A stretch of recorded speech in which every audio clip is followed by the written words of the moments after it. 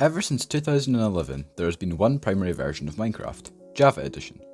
Now, however, ever since Microsoft bought Mojang back in 2014, there have been two distinctly different versions, both Java and Bedrock Edition. However, Mojang really aren't very good at differentiating the two.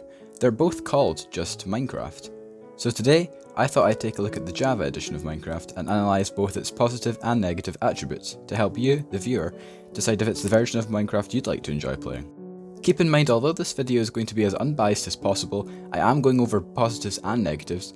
This topic overall can be highly opinionated, so if you do not agree with me or anyone in the comments, that's completely fine, but keep any discussions civil and remember to be respectful. With that out of the way, let's crack on, first of all taking a look at Java's positive attributes and why it's favoured by so many, but also why others, and perhaps you, prefer to flock to Bedrock Edition, with its cross-platform and accessibility. Minecraft Java Edition was the original version developed by Notch & Company way back in 2011. It soon gathered mass popularity on social platforms such as YouTube, and acted as a massive kickstarter to gaming on this platform.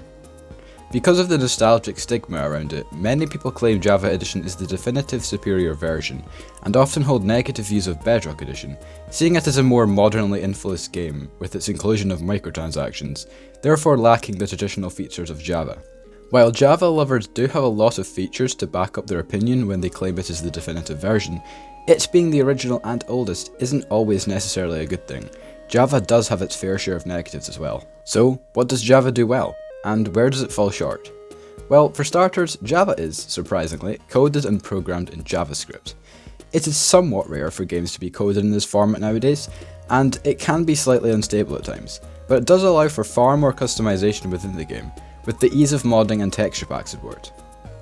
One of Java Edition's biggest positives is its absolutely massive library of data packs, mods, and texture packs. Java Edition holds the best modding community, probably of all time, with such a vast amount of extremely high quality mods, offering entire expansions to the base game, adding mobs, biomes, and even whole new dimensions and generation types. With modded Java, you can truly play Minecraft forever, the possibilities are endless. However, the best part about all of this is these countless mods, data packs, and texture packs are completely free. In no instance are you ever forced to pay money to gain access to an add-on. Buying the base game not only grants you the full vanilla Minecraft experience, but the entire library of mods that are available on the internet, and the ones that will be available in the future. The reason the modding community is so large is that Java Edition lets you specify exactly which version of the game you want to play on. You can play the most up-to-date mods on the latest release, 1.17, or go all the way back to 1.12 to play some of the older mods available. But not everyone may be into modded Minecraft, and that's fine. Java Edition hosts a multitude of accessible servers at your fingertips. If you love competitive vanilla Minecraft, Hypixel with its large amount of minigames and huge player base is certainly for you. But say you prefer relentless anarchy where no one wants to be your friend, and the world is merciless. 2B2T, a server with no rules that has been running on the same world for 10 years, sounds perfect for you. But maybe you think you'd rather play survival in a server with hundreds of others. Good thing there's such a massive amount of SMPs for you to join. Because Java has existed for so long, it has allowed servers to grow in size and quality, and have such unique and deep histories, like 2B2T the Anarchy server. However, there is one catch. You may be thinking that all this sounds great and you want to hop into some Skywars on Hypixel with your friends. Probably Java's biggest drawback is that it only supports multiplayer alongside other Java players. Only PC players can play Java Edition, meaning if you have friends on Xbox or mobile, you won't ever be able to play these servers with them. This may be the biggest reason why people preferred Bedrock over Java, and that's completely valid. Bedrock does support cross-platform with every single major device that supports Minecraft on the market, which is its biggest selling point by far. However, Java also has a variety of play options when it comes to classic single-player Minecraft. Off the bat, you'll notice that Java has an exclusive game mode, Hardcore, a true challenge for players who've beat survival time and time again. Hardcore is essentially just survival, but with permadeath, meaning if you die even just once, your world is gone forever. Hardcore Minecraft has been such a popular trend recently on this platform. Nearly every popular YouTuber has done a series on it, PewDiePie, DanteDM, and Philza, who is the best known for his 5-year-long hardcore world. It is unknown why this mode is exclusive to Java, as I personally believe Bedrock would benefit greatly from it, and there is certainly no technical barrier preventing this mod from being implicated into Bedrock Edition. Java also boasts some unique world generation customization. Single players will also have the option to play on custom superflat worlds, allowing them to edit each layer of the world with any block of their choice.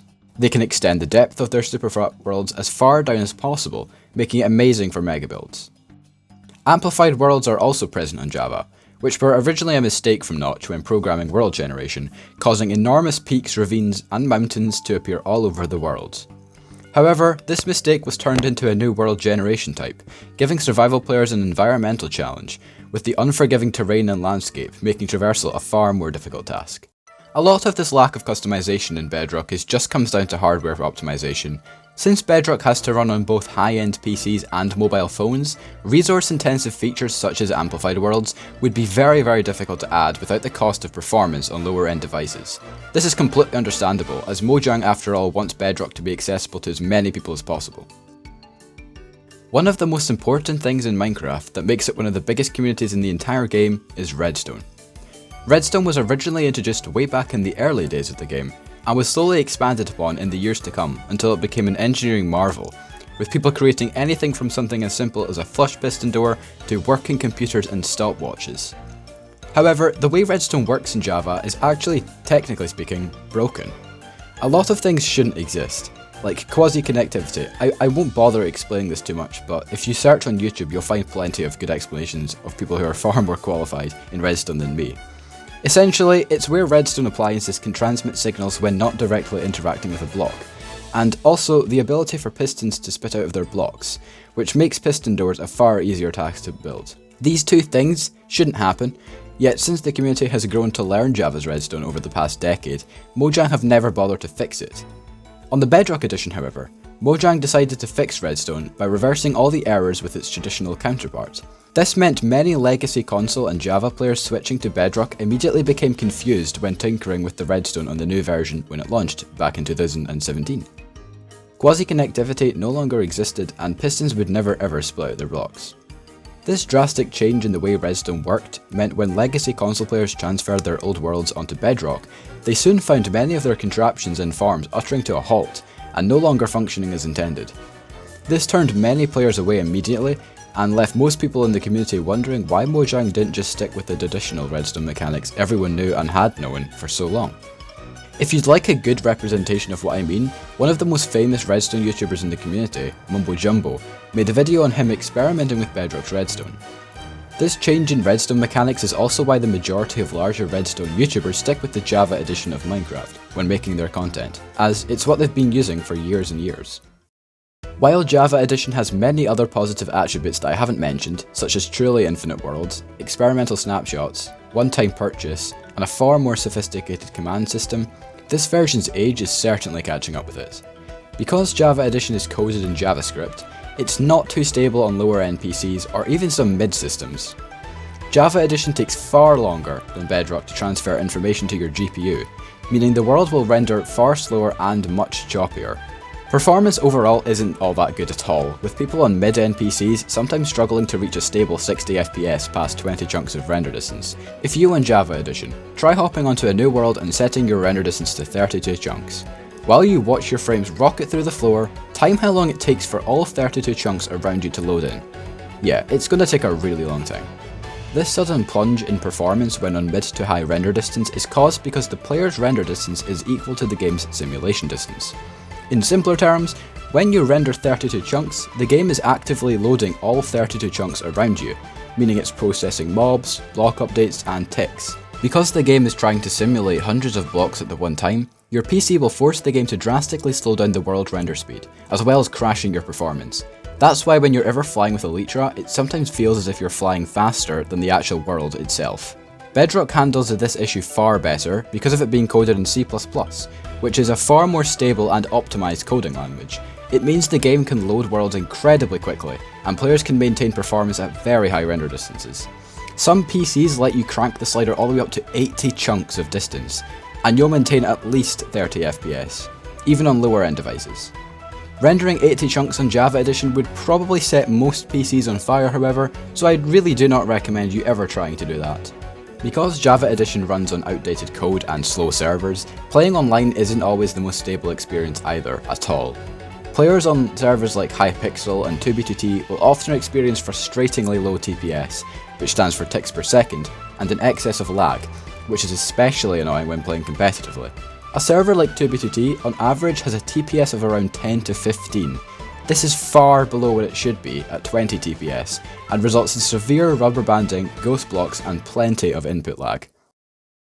All this loss of performance forces 90% of Java users to use performance enhancing mods when playing, an extra step people have to go to just to make sure they can play the game at stable frame rate. The most common is Optifine, which I have no doubt you've heard of, and you'll be hard pressed to find someone not using on Java.